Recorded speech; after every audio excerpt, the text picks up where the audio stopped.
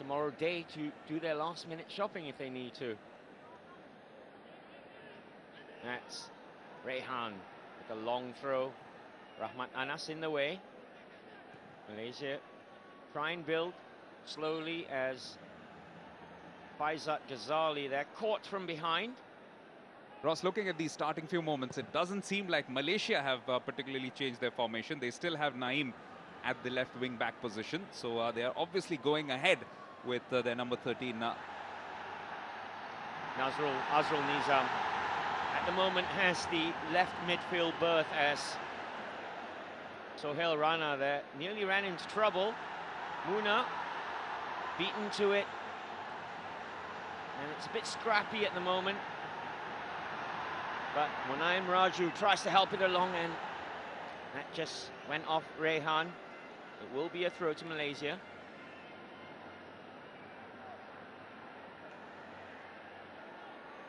This is a huge, huge moment for Bangladesh football. All those who have gathered here know it. SAF Championship winners in 2003. That was in January, when about 46,000 spectators came down and watched them beat Maldives on penalties.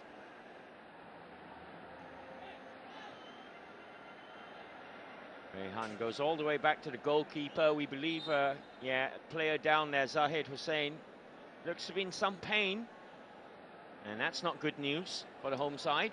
Yes, if you notice, he has a heavily strapped hamstring towards the right.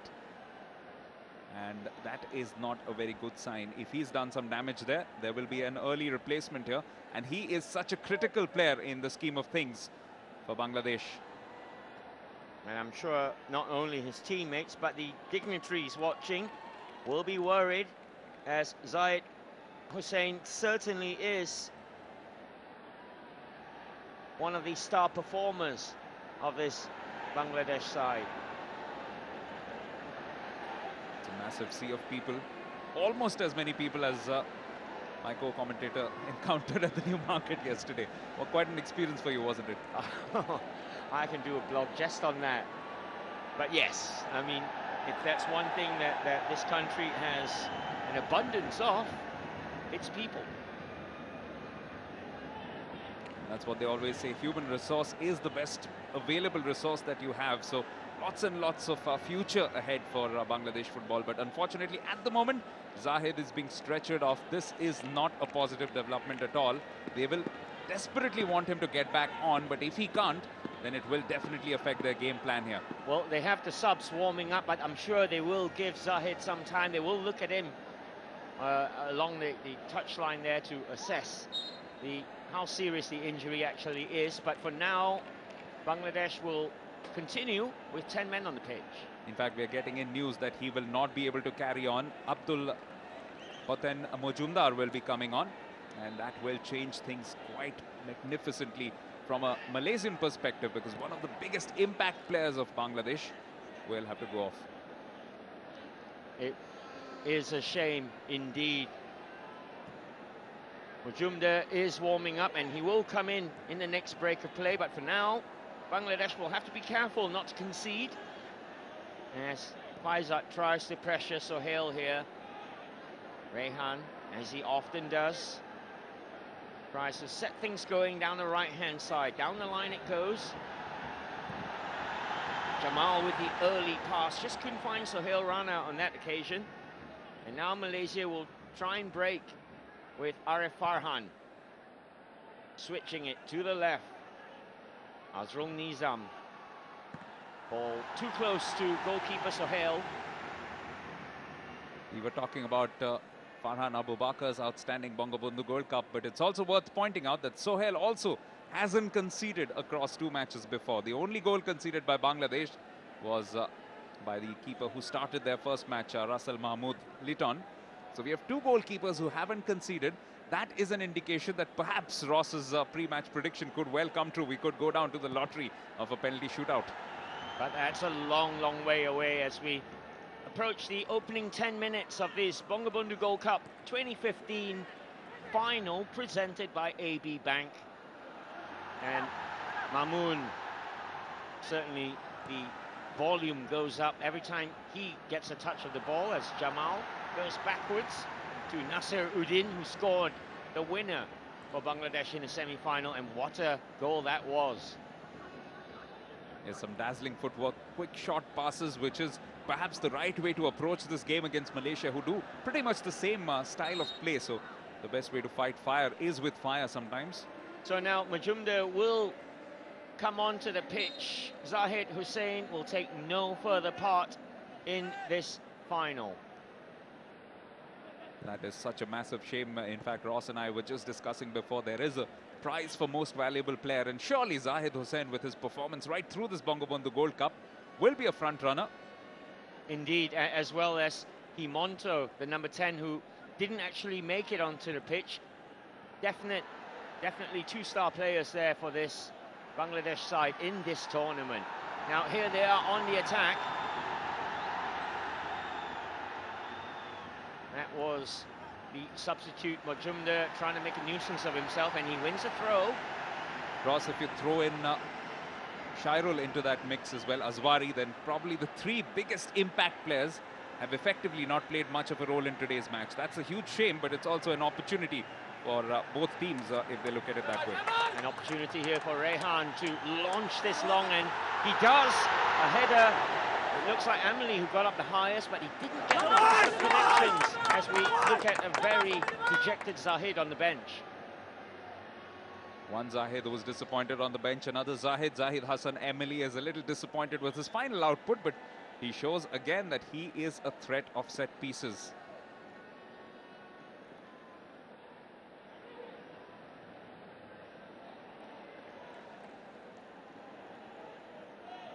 Farhan Abu Bakar has been safe, and if not spectacular, but certainly that's what you want from a goalkeeper. Neat and tidy, does the job. And Bangladesh will undoubtedly try and look for a way to unlock this Malaysian defence and make Farhan Abu Bakar pick the ball out from the back of the net. That's an excellent point, Ross. Also, because if you compare the two keepers, Sohail has had a lot more to deal with, and he has done it comfortably. A double save of a penalty against Sri Lanka, that was just the beginning. There was also that lob which beat him, but didn't beat the woodwork. That was taken by the Thailand skipper, Pampak, who's perhaps another front runner for the most valuable player. What an outstanding impact he had. He did, indeed. Across the ties, probably on their way home now. Surprisingly knocked out of the semi-final stage by Bangladesh, and what a goal it was by Nasir Uddin Chowdhury that won the game. Not amused there, Rehan, about the tackle, but it was more clumsy than anything else, not particularly malicious from Azrul, and he was looking for the ball. Just the fact that because he was stretching away to the right, was always going to be difficult. Has led to a free kick though, useful position for De Cruyff. And it will be Mamoon who'll try and bend this in.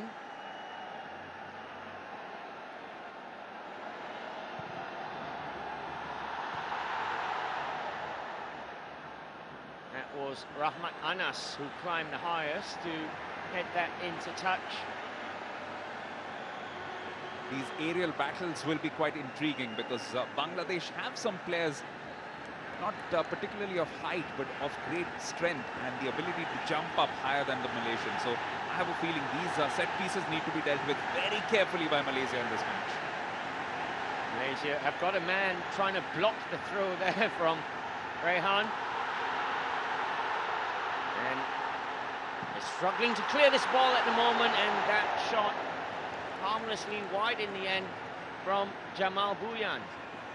And even before it came to Jamal Bhuiyan, there was some excitement right in front of goal. Here, Raju was first to it, got a header, and some clumsy defending. Anas didn't know a lot about it, fell freely to Jamal, and probably took a little bit of a wicked deflection along the way from his own man. But you see there, Farhan Abu Bakar had extra protection in the form of Arif Farhan on his right-hand stick. He's another man who could well be the most valuable player. Excellent right back, very severe in terms of his attack, but also quite competent at defending, which is why Malaysia haven't conceded as yet.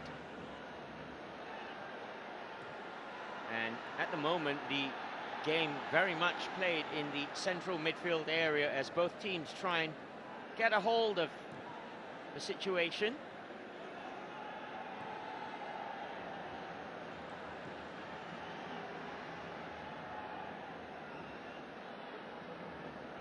This is Yasin Khan.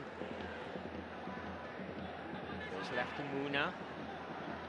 Muna invited to stride down the line. Looks inside, he finds Amli. But heavy first touch. Bangladesh do win it back, and as I say that, Adam Noor steps in to regain possession for the men in yellow and black. Ross, the one big change from the opening match in today has, of course, been the fact that Malaysia, of course, haven't conceded at all, but Bangladesh have also been a lot more competent in defending, and a lot has to do with the fact that Nasir has come into the defensive lineup. And Kumaran there, just beaten to it, but he will make a nuisance of himself, and Malaysia do get a throw here. There's that man again, Nasir. And what's also happened is the back four, all of them, including the goalkeeper now as a change, all of them play for the same club, Sheikh Jamal Dhanmondi. So that always helps, because they will play day in and day out for their same club. Communication will not be an issue, especially in a noisy stadium like this. Arif Farhan has 4 yellow and black shirts to aim for. And that was Kumaran who got a touch. Not strong enough, and that was Rahman Anas.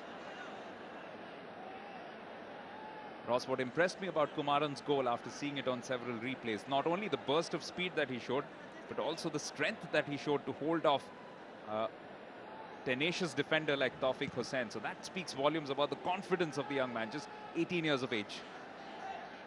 Nasir Uddin goes forward to Jamal. Now Rehan doesn't need a second invitation to bomb forward the Bangladesh right back, and Mamoon's long ball. That was looking for Monaim Raju, and Nazirul Naim dealt with it well enough. There are several more dignitaries who will be making their way across, because all roads today will lead to the Bangabandhu National Stadium. If not, it will be blocked. Shazwan now ran into the back of Mamoon, and play continues. Malaysia do still have a player down. They will put it out. It seemed a little cynical from the skipper. We'll just watch it here as Andik Shazwan was making his way through. Just a bit of a flailing hand, perhaps unintentional, but certainly did make contact with the face of Andik Shazwan. And nice to see Shazwan up and on his feet. Of course, he scored the winner when these two sides met on match day 1 in Sylhet.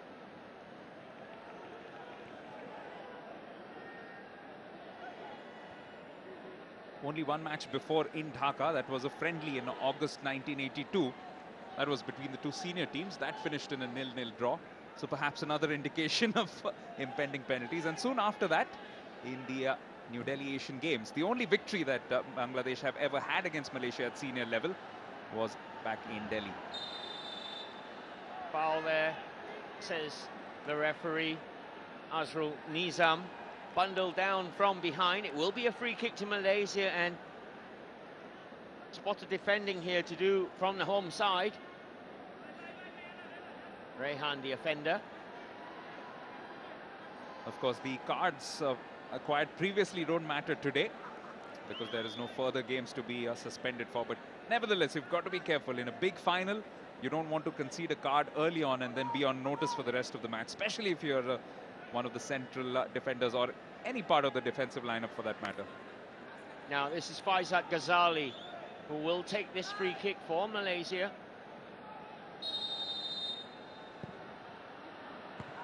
So Hill gets a punch on it, then it goes out for a throw to the team in green. Ross, once again from that free kick, the man who got closest to it was Kumaran. So this is a young man who's completely on top of his game. He is going to be the danger man for Bangladesh. If Malaysia do get goals today, won't be a big surprise if he notches up his second of this tournament. Nasser to his captain, Mamoun. Works it to Yassin.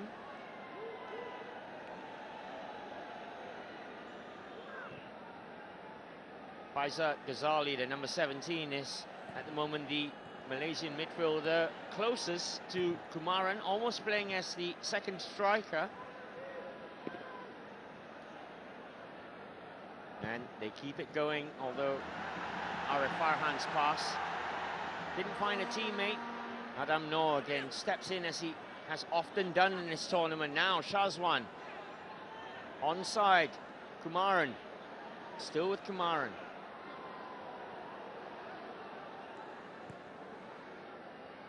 Ross, as of losing out on the industrious Hemanto Biswas wasn't enough. It's quite evident that losing out on Zahid Hussain has left this Bangladesh midfield somewhat lost in terms of ideas. We just saw Majumdar almost get on the ball, but they just haven't had a whiff of the ball since Zahid has had to go off. I'm sure when the possession statistics come up, we will see the team in yellow and black in front in terms of possession. But of course, that all counts for naught. It is all about goals, and, well, I've been proven wrong there. Thank you, director. Bangladesh edging the possession there. It's probably a reflection of the start they made, but the last few minutes, certainly, Malaysia has had a lot more possession. And also, remember, it's all about making good of possession when you get it. Faizat on the ball. Finds Amirul. Mamoun did well enough to win it back, and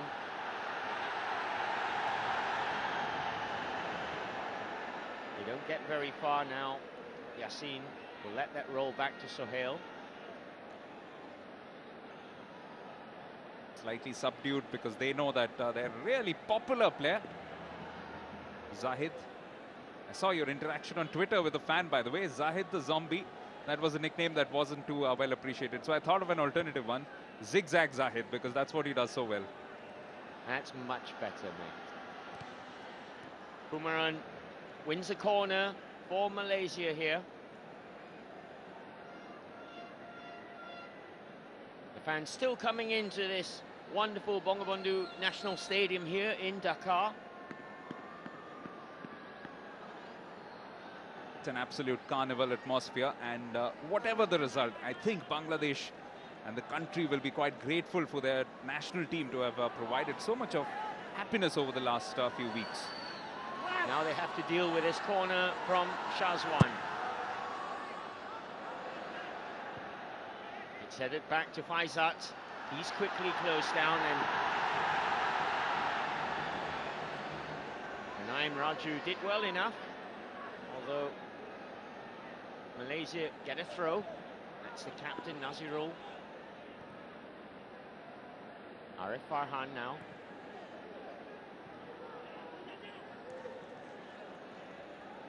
This left flank of Malaysia's, or rather Bangladesh's, now needs to get active. In the absence of Zahid,